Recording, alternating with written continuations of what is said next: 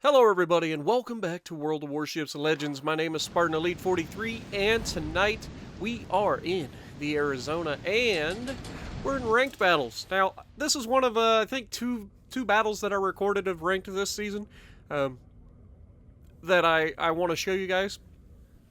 And this is going to be a fun one. We are in the Arizona and we're going to push off to the right side here and try to head towards the side that has all the caps. Atlantic has been an interesting map for ranked battles, and I've noticed when I'm in a destroyer, I tend to try to go for the long way around, go to sea, try to capture that solo, and then move up to support the team to try to take over the other two caps. However, when I'm in a battleship, it's a completely different story, and we need to make sure that we're in a good position to take on the enemy right off the bat. Now, the Arizona is not the fastest thing in the world, being similar to the New Mexico in that sense.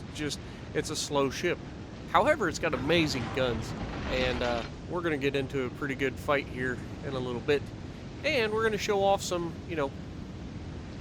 pretty decent gameplay, I think. So, without further ado, let's get this party started. Now, the first thing you're going to notice is that both of our destroyers went over here. That's not preferable. And the reason I say it's not preferable is because you want to have one destroyer go to sea. Now, right now, the only thing we got going to sea is a cruiser. Now, unless that cruiser completely dominates that side or just gets lucky and nobody goes over there, he's likely to lose sea, which means that the enemy, all they have to do to win is keep C and take A, and then keep us out of it. And that is a huge disadvantage in ranked battles, and this is one of the things about ranked battles that drives me. Oh my god! Hello, Grefspee! Welcome to the party, buddy. 2 Citadels, 30,000, well, 28,000 damage done in the first salvo, and then he gets finished by the Aoba. So, yeah. He was heading over to deal with our cruiser, so our cruiser has a destroyer next to him. Hopefully he can deal with the destroyer. Oh, hello, Glacier. Are you gonna stay? Nope, he's turning. He's turning, unfortunately.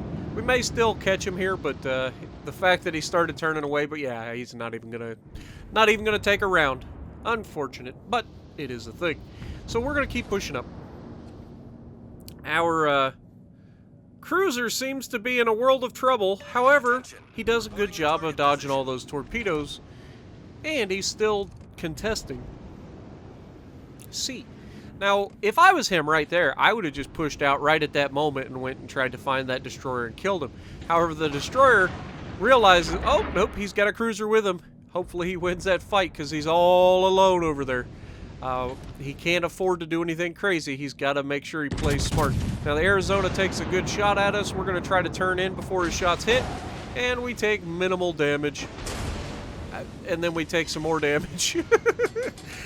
Somebody got a pretty good hit on us. I don't think it was the Arizona, though. I think somebody else touched us, too. There's a couple battleships over there. But you can see T-61 here. And this T-61 is going to kind of have me worried.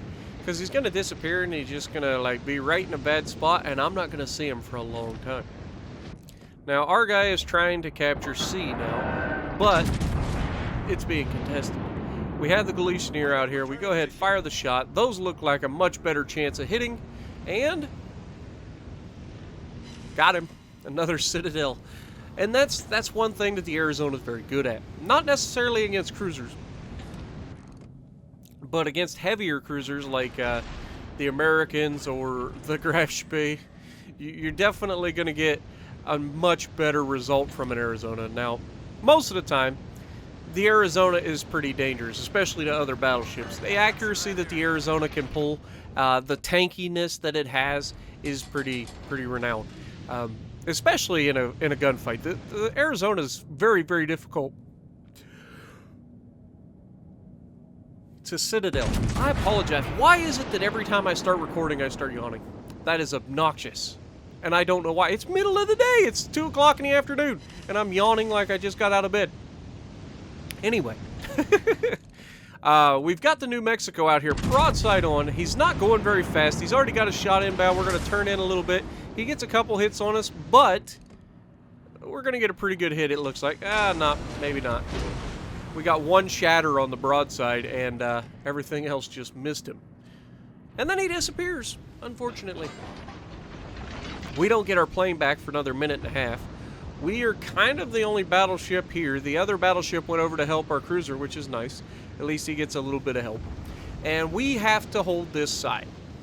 I've got 2 cruisers behind me. I've got a destroyer way outside. So we've got to be careful about what we're doing. I want to push forward and get into A and start capturing A. But I don't want to put myself in a stupid position. And you can see I'm already contemplating sailing through the gap to my left. But I'm actually just trying to get some more room to try to spot the T-61 around the corner to my right. And then he gets spotted way out in the distance. And he's well away from us. So we don't have to worry about him. But putting ourselves in this position behind this island means very few people can shoot at us, and that leaves us a very good opportunity to do some damage to people when they come out. Now, T-61 is leading our guy straight towards the Galicianeer.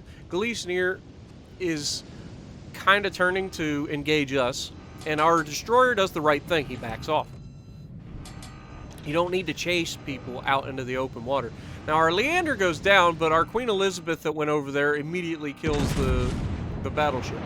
And hopefully, or the battleship, the cruiser. And so hopefully the Queen Elizabeth will get into the cap over there and start capping C. But there's still a destroyer over there that we know of. Now, again, I've got to be really careful here. I don't want to overextend because right around the corner is that New Mexico. We've got the Galicianeer on my right. We've got a T-61 on my right. We've got a New Mexico to my left, and we have an Arizona to my front. So we can't afford to push past where we are currently. The New Mexico decides he wants to die, so he goes broadside on in front of us, and unfortunately we just aren't able to capitalize on it, and then we start getting set on fire. Now, this is a problem. I don't want to get into getting set on fire by this Galicianeer who is sitting behind an island where I can't possibly do any damage to him. That is no good for me. So I am going to start backing away, getting away from the cap, making these guys come to me. I have a destroyer on my right. And then the Galicianeer pops out for a second. He gets detected. Unfortunately, we're not able to get a shot. However, their T-61 is a lot closer than what he should be. Our cruiser's not in a good place to take advantage of it, unfortunately. But we get a shot onto him, and we get 2 overpins. So, unfortunate there. But because he moved back in and our T-61's hiding behind the island, I can't really do anything here. I've got to be cognizant of the fact that there are going to be torpedoes coming from that smoke screen. And right now, I need to live more than anything else. So T-61 backs up here. I shoot, and unfortunately, it looks like he's turning away, and he's going to go back forward, which is, you know, unfortunate, but it is a thing. However, this time we're going to make sure we lead him, put the shot out, and come on, baby. We get 1 hit, but not enough to kill him. Darn it. The T-61 survives. But as I'm pushing back up towards the top, you can see that the Galicianeer came out from behind cover. The 2 battleships are starting to get aggressive. And at this point, I feel like they know that they need to kill me and take B. They have to. That's what they need to do, because right now we are capturing C. Now, there is a destroyer down there, but we are capturing C, and if we manage to capture C and, oh my god, torpedoes, who'd have thunk it? Now, we are going to take one of these, unfortunately, but it happens. You can't always avoid every torpedo, but only taking one isn't so bad.